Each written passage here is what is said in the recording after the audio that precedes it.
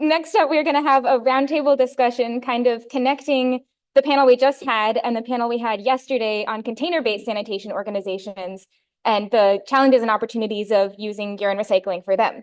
So I'm going to pass off facilitation for that discussion to Sarah. We also have Rémi here and Kai and Kory. Russel, I believe, is also joining. Good to see you all on Zoom and in person today. Incredible group of folks. And what I love about this summit is that we discuss what's real. We're right at the edge. What is our next challenge? As well as what's working well. So that's a very precious thing. So this panel will continue to do that, and I'll continue to talk as you move and find your way back to your seats. And Zoom folks, I hope you also stood up, turned around, and sat back down a little bit. All right.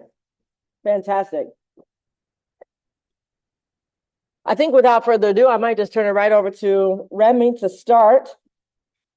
And we're really going to share perspectives and learn what we can right here at the edge. So, bienvenue, Rémi. Thank you so much.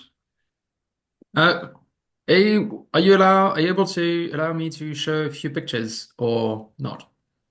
I've checked that before, sorry. Or is that a special privilege and I have to talk? I can talk? You should be able to share your screens now. If we just Thank you. I can. Yes, indeed. Oops. And you can tell me whether you're seeing anything interesting. Or we do. Cool. Hi, everybody. Thanks for having me today. That won't be too long. More discussion time, hopefully. So I'm Rémi. I'm calling from the other side of the pond from the UK, but I'm French.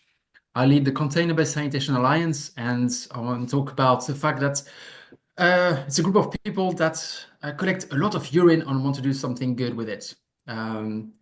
For a very short summary, and now that I have your attention, we actually have a lot of challenges with that, and we need help. So to be clear, container-based sanitation, just to clarify what it is, because you may have in your mind some specific organizations or ways of doing that, but really it's a type of sanitation service where toilets don't rely on a hole in the ground or a pipe in the ground, but rather on small containers that are frequently sealed and collected. And then the waste is hopefully safely treated, reused, or disposed of. So it's done by, there's about 20 organizations in the world that do it in various countries. We heard yesterday from Give Love in the US. You're going to hear this afternoon from Mosan in Guatemala. It's in Haiti, in Kenya, in the UK. It's in various places. So the point of this is that it provides sanitation where you can't dig, or we're not allowed to. Also, we have very small spaces like informal settlements, for people who live on boats, low-income areas. There's a range of contexts where this can be useful.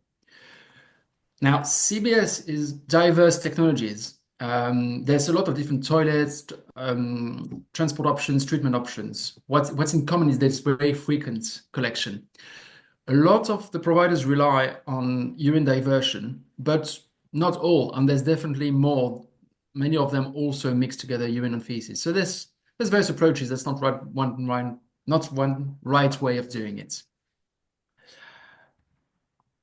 And yeah, so that's some of the vehicles being used around the world. I won't spend too much time on this, and that's some of the treatment that's being used, especially for the fecal part.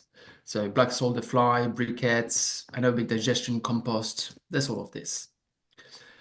And yeah, so here are the members of the Container-Based Sanitation Alliance that we lead. So yeah, some of these have done presentations at previous REACH summits. And yeah, we had yesterday also from Aguatuya in Bolivia, for example, etc. There's many well-known names. So to give you an idea of the scale, it's still very small. In the Alliance, that was statistics as of March earlier this year. So it is small compared to the needs in the world, but it's way beyond the pilot stage. Most organizations have been operating for 10 to 15 years, coming week after week to take the waste from people, providing a safe sanitation service in places when there's often no good alternative.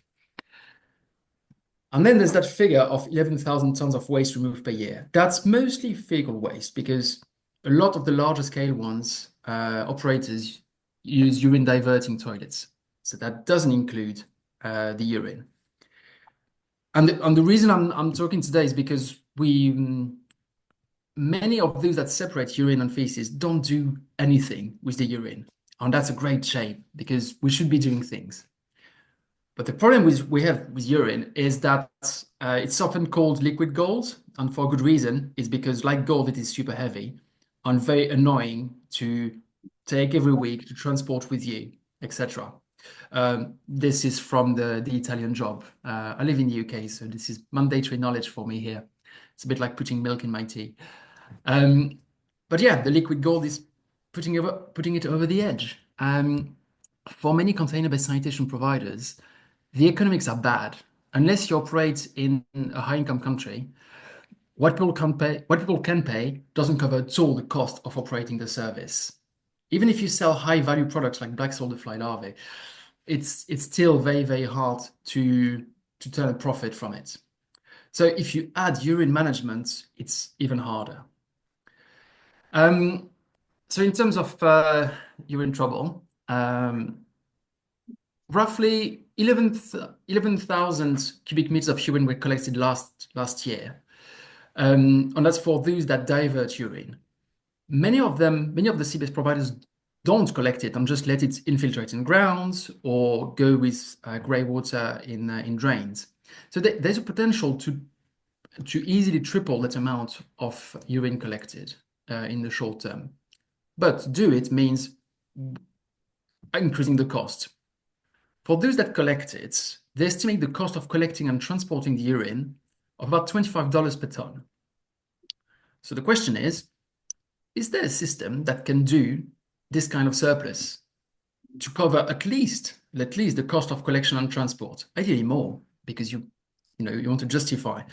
That's just that's largely staff costs, some fleet costs, and the cost of the container for the urine. Doesn't include a lot of capital cost amortization, for example. There are currently some initiatives for this. So this afternoon you will hear from Mosan on their urine enriched biochar, which is great. We heard yesterday from Agotuya on the urine treatment plant in El Alto. It's great. It's small scale, and a lot of what I've been seeing tends to be small scale or in buildings, and therefore in a very controlled environment. So I would love, and CBS providers would love, if there was either a magic pill you can put in urine that makes it much more concentrated, or a magic system that you can put somewhere to centralized disposal points, and that can treat the urine collected from various places and generate at least this amount of surplus. And I haven't listened to the entirety of the WeChat Summit. I'm sorry, it's not always at good times here. And maybe that already exists, but what I would like to hear is what are the practical examples of this. So, okay, that's our needs in a nutshell. I think over to you, Sarah. Fantastic. Thank you so much for sharing where you are. And I believe that Kai Udert will also join us to share. And then, you've issued a challenge, right? Yeah, and I think we have Kory Russel here as well. Hi, Kory. Great. So yeah, I guess we'll just open the mic to Kory and Kai if you have initial thoughts on what Rémi shared. And also if there are presenters from the panel yesterday who are here who would like to share your thoughts as well. Who shall start? Thank you. Yeah. You. Can you hear me? Can you hear me? Yes. Oh, perfect. That's good. Yeah. So basically, I presented yesterday the technologies on urine treatment. I don't have any slides today. Maybe just to add something to what you said. I think one of the big challenges is actually how to stabilize the urine, so we don't really have the the smell, the bad smell and so on, lose the nutrients as well. I mean, we need some kind of stabilization, I would guess, so that we can actually concentrate the solution. I mean, there are different ways how to do that. One way would be that you add the base. Another one is that you add the acid, or that you have some biological process. And when you stabilize the solution, you can actually remove the water. And I think this is something we have been working on for quite some while. You have seen the presentation by Nadesh. That's the WUNA process, biological process, which works really fine. But when you see what Rémi has shown, I mean, those are really small installations, sometimes those Mosan toilets, and this will probably not work. I mean, this will work in also in this kind of settings if you have community toilets like ablution blocks. I mean, this is possible. I think ablution blocks quite often are also a good solution to the sanitation challenge, depending on where you are. Not only because of the urine collection, also because of cleaning, safety, and so on and so forth. I think this might be a possibility. But biological treatment is challenging when it comes to single toilets. Another approach was presented by David just before Nadesh or after Nadesh. This is the stabilization with calcium hydroxide, something which is also done by Mosan, for example, in Guatemala. It works, but still, I think what might be the challenge is also to make the water removal as small that you can also have it in the household. So I think we are challenged here. And I hope that, I mean, the basic approach, which was also investigated by the Bill and Melinda Gates Foundation, that we really come up with small reactors, really compact reactors, but produced in high numbers. In this way, we might be able actually also to implement technologies which are more complex. But I think this is really endeavor. You need really good engineering to come up with solutions like that. And then you also need the funding to produce those systems. And this is challenging. And the other question would also be how you do the whole management of those small systems as well. I mean, selling it to the users might not really be the option. So it might be more like a lease approach or something where you provide the service and you get the revenue. So maybe the users, they pay a fee, a monthly fee or something. So, I mean, those might be models which have been explored before. But yeah, I don't know. I think water removal, concentrating the nutrients might really be the solution to decrease the transport costs. But this requires that we have some kind of simple treatment on site. This will be hard for single toilets. So maybe we're really moving to more ablution block applications.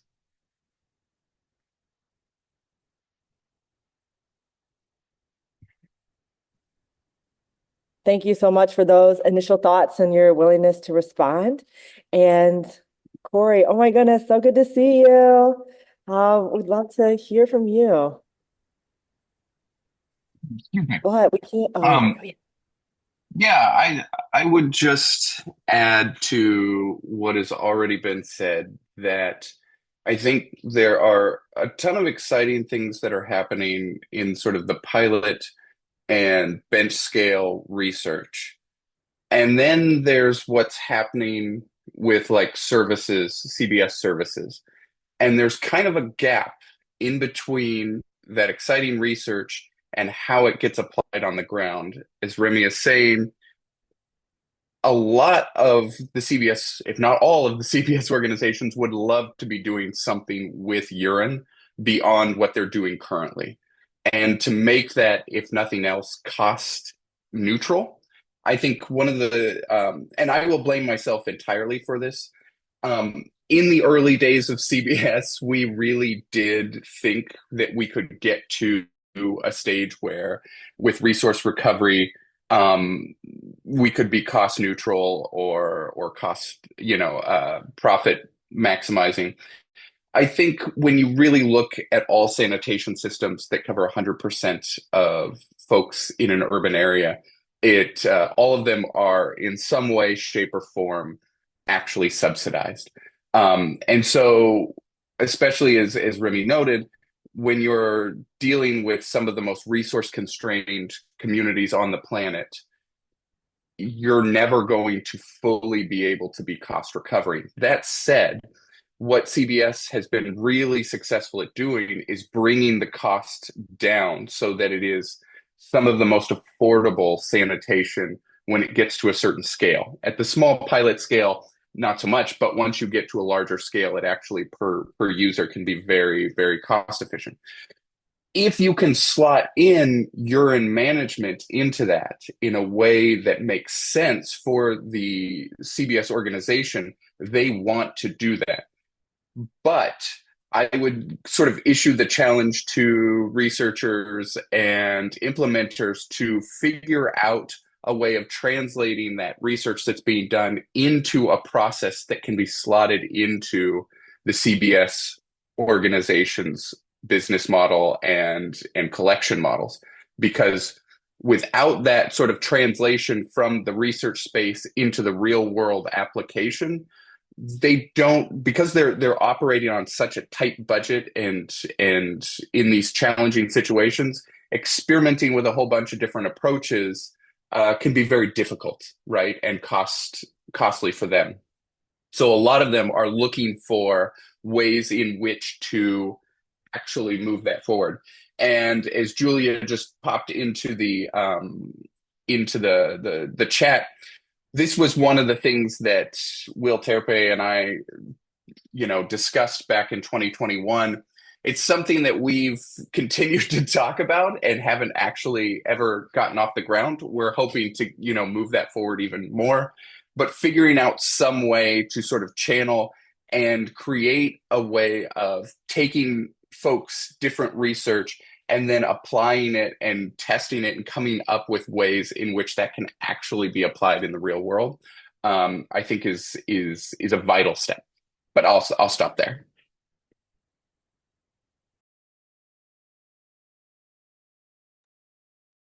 Thank you so much, though, for your reflection and honesty of what you may have thought was possible for our field and these products at one point and what has shown otherwise, right? So really appreciate that. Thank you, everyone who spoke so far on the roundtable. And so here we are, right? There is what was in the chat there is called the Global Partnerships for Urine Reclamation. So it's a recording or a paper that you can check out. And perhaps there it outlines some more about the gaps between the research and how it gets applied. Well, I'm interested in a number of things. One, from this group and those roundtable participants, what are some of the mechanisms with the engineering funding and the management of it that you can imagine to close that gap?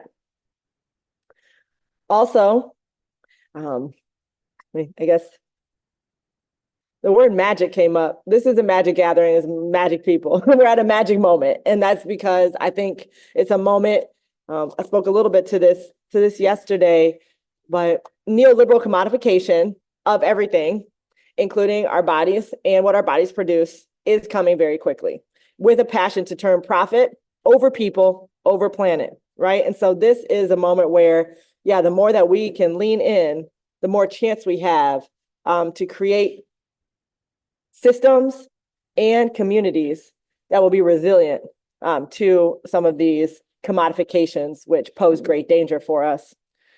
So if you have a question, like, for example, want to know what have some of these CBSA organizations tried so that we can get more data about what's working, what's not working, or if you have a thought or even just half a thought, right now is the place and the moment to ask these questions. So I'm just going to invite, if you have one, just come on up here and we'll kind of line it up, and we're going to take some from the chat as well, but come on up for the mic.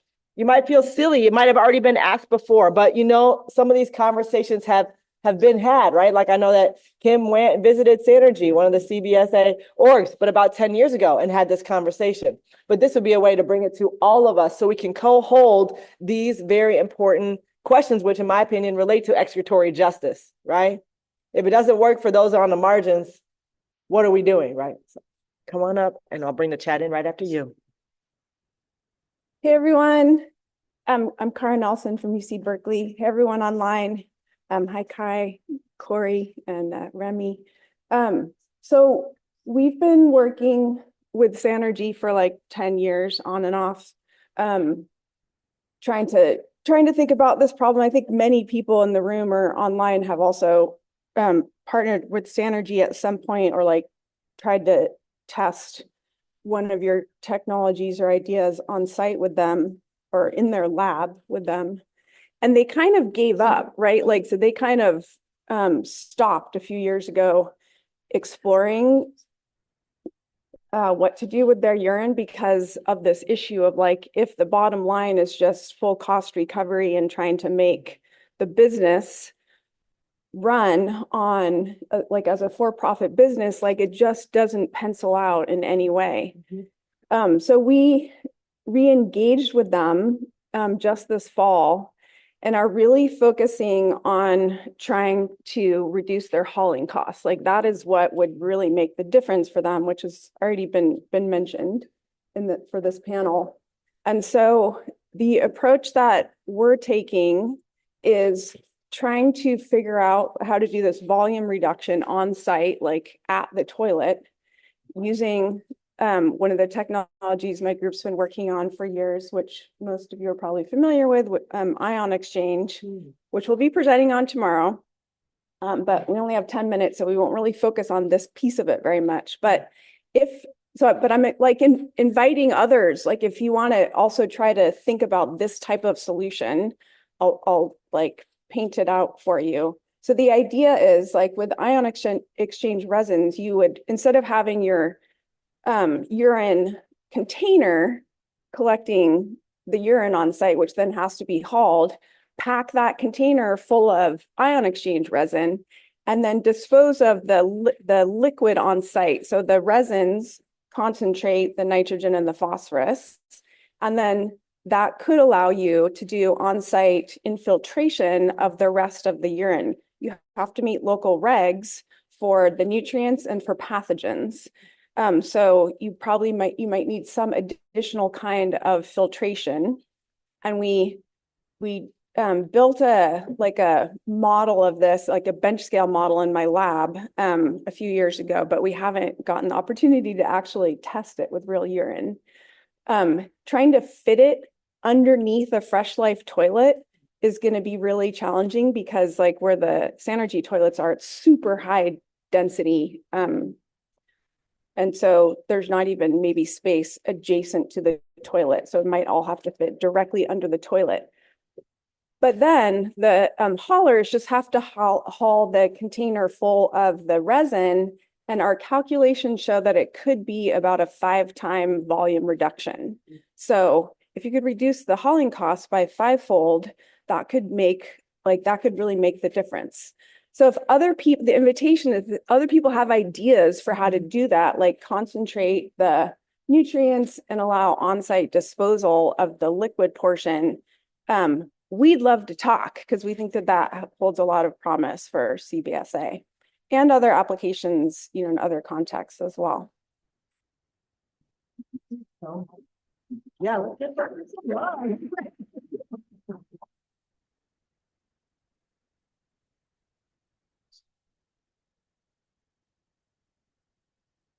Other thoughts?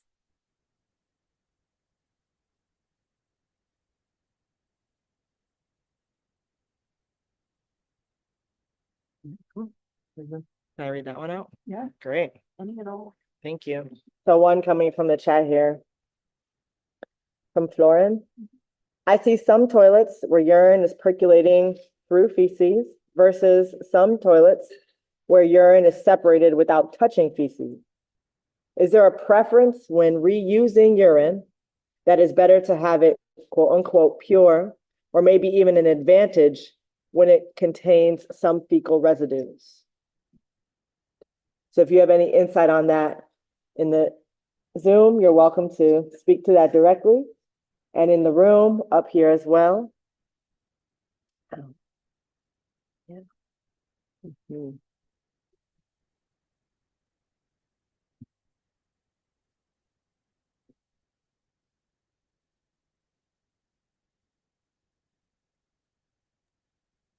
Hi, I'm Camille. I'm a PhD student with Cara Nelson.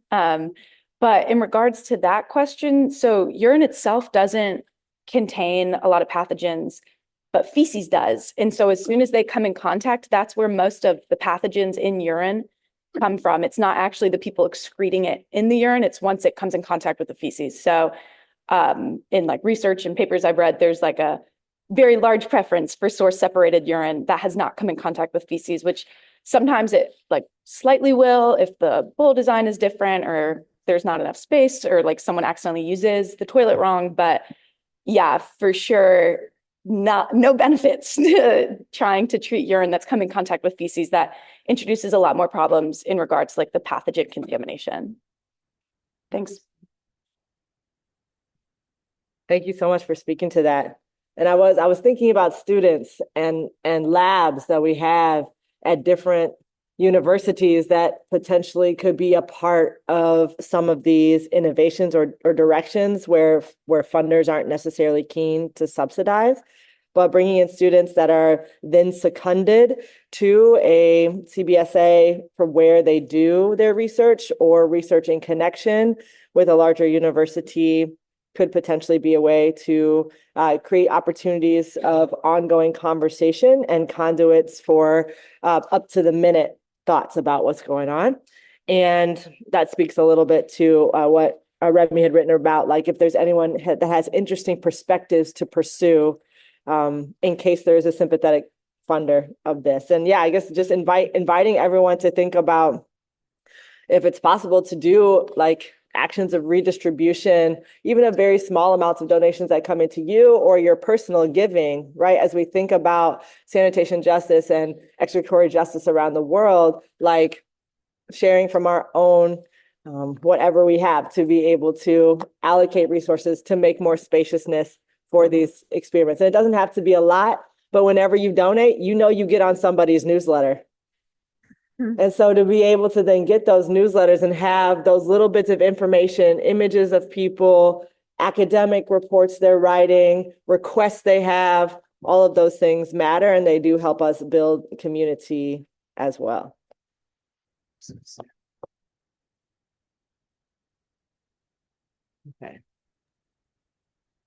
Okay. I would love, how do you say the name, Raluca? Raluca from Moran. Mosan, Raluca is here on Raluca. Bueno, entonces queremos oír de algo que tienes. Me dijeron que tú puedes compartir. Okay, please, Raluca.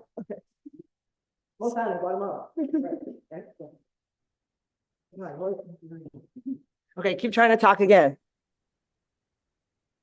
Go ahead. Okay. Now you can hear me. Okay. Hey. Okay, cool. No, because I heard Mosan's name a couple of times until now. So I wanted to share a bit what we're doing here. I will share also later. We have a session at 1:55 about the research that we had on urine-enriched biochar for maize. So you're welcome to join there and I'll go in more detail. But what is relevant to this discussion, well, we haven't yet cracked the nut how to do it at scale. But we are onto it. And the thing is that we started quite early on experimenting with urine because we always had the urine diverting toilet and we always wanted to do something with urine since it's so precious in nutrients. So what we have done, it's also quite artisanal, but still it's a higher production of struvite. We're not recovering, so we do recover some phosphorus, but we still have a lot of waste stream that we have to filter and then infiltrate. So that is not ideal for us. So that's why, like starting maybe 3 years ago, we started investigating with urine dehydration. And we started with alkaline dehydration. Now recently we started looking also in acid dehydration, since it's so basically stabilizing the urine with, as Kai was explaining earlier, either base or acid. They have different advantages, but so Mosan currently is operating a community service, but lately we've also been more focused in growing our public toilets and also event toilets branch. So for the community service, the reality is that maybe we are dehydrating through this process maybe 10% of the urine that we collect. So there's still a lot of scale to reach. And the reason for that is that first, our reactor is a prototype. It uses a lot of electricity. So anyway, the capacity is small. And what we are doing now is we're planning to build, we already have a draft design of a solar dehydrator. And with that, it's not going to be a huge increase in capacity, but we think it's possible, at least here in Guatemala, where we have a lot of sun, to kind of do all the job of dehydration quite passively with minimum electricity requirements. So that would be already a huge step forward for us because it will decrease all the costs correlated with dehydration, which are quite high at the moment. So yes, like scaling up in this manner, it will probably not work. So this is one aspect that we're trying to tackle, how to reduce the cost. Since we are still looking at decentralized transformation centers, continuing working with small communities, but also with public spaces and event toilets. Yeah, we're not thinking of huge machines and so on, so we're still keeping a quite smaller scale. But yeah, what I can say about maybe our modeling, what it shows, but it's mainly focused because since now we're more focused on this public space and event space where the dynamics is a bit difficult, like collection, depending, of course, where the toilet is placed. We envision it for public toilets. We have seen it operating like once per month. So there's not so high cost in logistics. So we see the product of urine-enriched biochar, the profit margin for it is more profitable than the simple biochar. And the reason for that is because it brings so much nutrients and it's actually competitive to the chemical fertilizer. And this is what we have seen in our field trials. With maize that requires a lot of nitrogen, we put it aside and we did a comparison with chemical fertilizer, and we actually had an increase in yield. And this could also qualify as I mean, all the ingredients are organic. I think now it's a bit debatable if the organic standards would accept it as organic fertilizer, but it definitely brings the necessary nutrients comparable with chemical fertilizer. So its market value, it's more than triple than what we would sell the simple biochar. So we see it as a very high potential nutrient stream, and we want to make use of it. I think we're going to discover more with scale how the logistics. If you're talking about community service, I understand that it can be very challenging, but I think if we're moving more towards public and event toilets, there it's like one collection, a lot of volume, and then stabilization is one thing we're looking into to see how challenging, and I think Kai maybe knows more about that because there are challenges with high volumes and how you stabilize it. But yeah, we see that maybe it's more feasible on this if we're not talking about community service, but more like public toilets, to actually make a profitable business model around using and collecting and recovering nutrients from urine. I see Kai has a up hand. Yeah. Yeah. Hi, Raluca. I haven't seen you for a while. Good to see you. Yes, likewise. I think you raised some really important points. I think one point is, I mean, to have systems like at festivals or public toilets, this already reduces the cost for the collection. I mean, this is one factor. The other one is to concentrate, and the third one, which I wanted to discuss and also raise some questions. I mean, it's the market value of the products. There is a market value. I mean, we realized that here in Switzerland with the Urine. So Nadesh presented Urine, we can sell it. We can sell it at a rather high price. And my question is there market value in other countries, especially in low and middle income countries? And what are the stumbling stones? I mean, is there a market? Can you sell those fertilizers? We could only sell Urine here in Switzerland because we have a license for it. So we had to go to the Ministry of Agriculture and do all the testing, and then now it's an official fertilizer. And then you can also you can charge the people, and they're happy to pay. And I think this is one way, because we need money. We need the revenue to finance all the transport and collection and treatment and so on. And my question is, are there any experiences, and you mentioned some of those, but maybe I also address this question to Rémi. I mean, are there other examples of urine or urine-derived fertilizers having the value and people being ready to pay for it?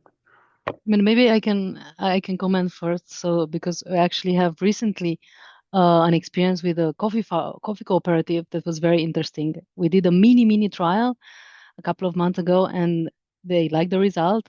And now they wanted to do a more organized trial in order to see how it works. So this is an organic coffee cooperative that exports mainly to Europe and the States. So they know that. So yeah, it's higher value products, of course, but there was a big interest.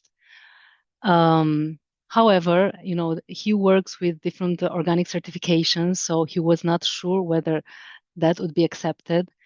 And that's why we kind of stepped back and we said, okay, let's first see with the certificator so that we don't mess up his production. And then we cooperated with him on another product, which doesn't involve urine. It's with lombricompost and biochar. So I think in the organic, at least what I see here in Guatemala, in the organic agriculture, there is a lack of substrates that are very effective. They will all work with compost and artisanal products that they need a very big quantity of application, and the results are slower and so on. So if there is a chance that organic certifications would accept this product, I think that would not be a question for me. I think it's clear that there would be a market, and I think people would be interested to pay in such a high-performing organic substrate. However, if we're talking not about the organic market and the conventional market, then there is a higher competition.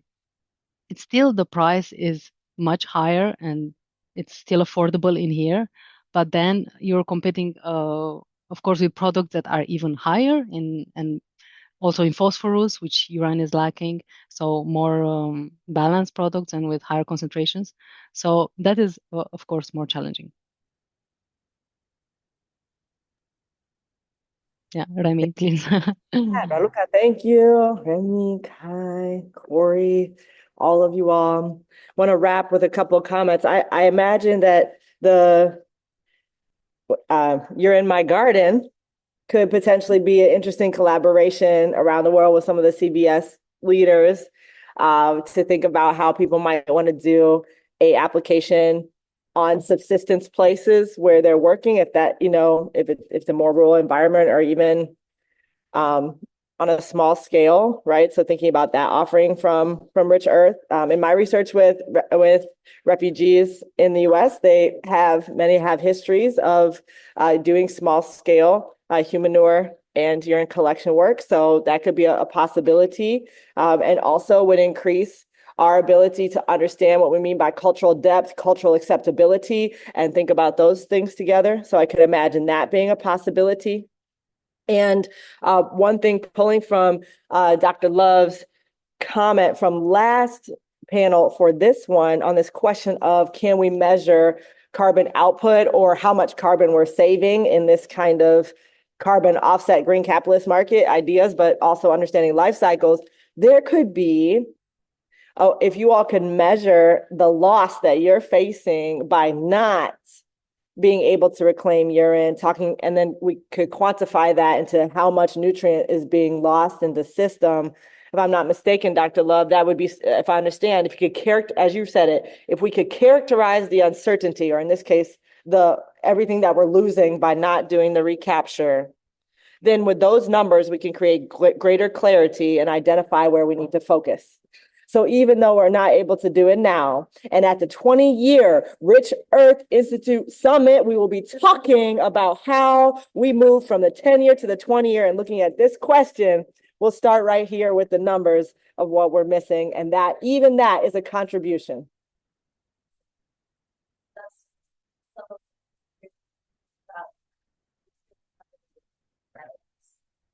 Yeah, you'll have the final word. Come on up. And as Rachel Benstock from Wasted gets the final word here, I just do want to give a shout out to Kory Russell's exhibition.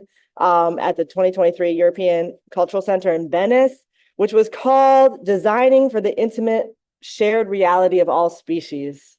And just because you're here, Kory, I just like, that really moved me as someone working on this. And like, that is what we're doing with all these design principles, designing for that intimate shared reality of all species. So thank you for that. And yes, dovetail it all. You don't want the last word? I don't need the last word. Well, I'll stand here with you.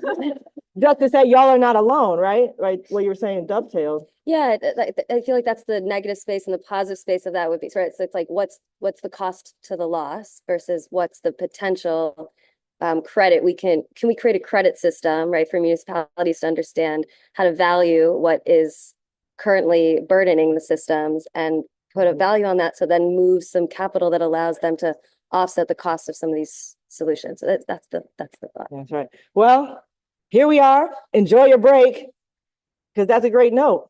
Negative, positive. We're all in this together. Take care, everybody.